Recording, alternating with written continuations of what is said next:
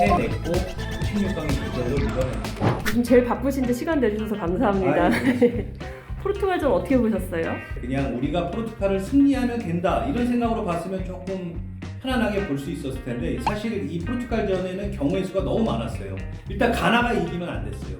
우루과이가 승리하거나 최소한 뭐 비겨야 우리가 어떻게 16강 진출의 그 경우의 수를 따져볼 수 있었기 때문에 마지막까지도 마음의 그 끈을 놓지 못하고 조마조마하면서 봤는데 일단 어쨌든 우리는 해냈어요. 우리가 이제 세 번째로 16강 진출을 한 건데 2002년을 놓고 봤을 때는 그때는 히딩크라는 감독을 중심으로 홍명보, 황순홍이라는 베테랑들 중심으로 어쨌든 팀이 하나로 똘똘 뭉친 상황이었어요. 그러니까 그때 2002년도를 봤을 때 그때는 그냥 히딩크의 팀이었다라고 볼 수 있었고 2010년 남아공 월드컵 때 우리가 이제 허정무 감독 때 16강을 갔었는데 그때는 사실은 박지성의 팀이었습니다.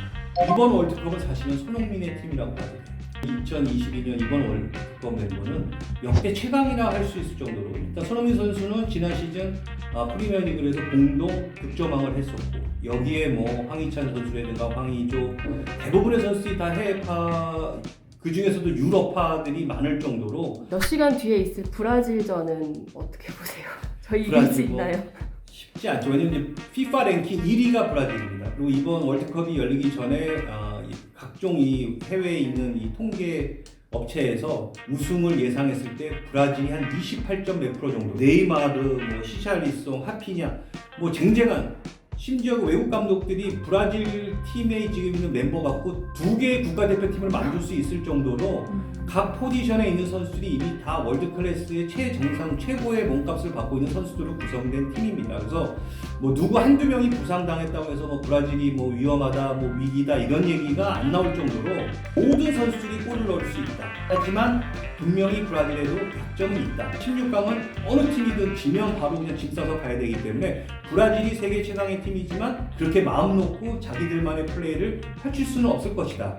초반에는 아마 굉장히 강하게 나올 거예요. 압박을 해서 한국을 누르려고 할 텐데 그때 우리가 잘 버텨주고 우리만의 축구를 플레이한다 그러면 저는 충분히 승산이 있다고 봅니다. 외국 사람들한테 설명할 수 없는 희한한 한 가지 요소가 있어요. 그게 바로 어떤 투혼이라든가 어떤 강한 정신력인데 저는 오히려 그때 1대5로 패했을 때 우리는 오히려 아주 강력한 백신을 맞았다.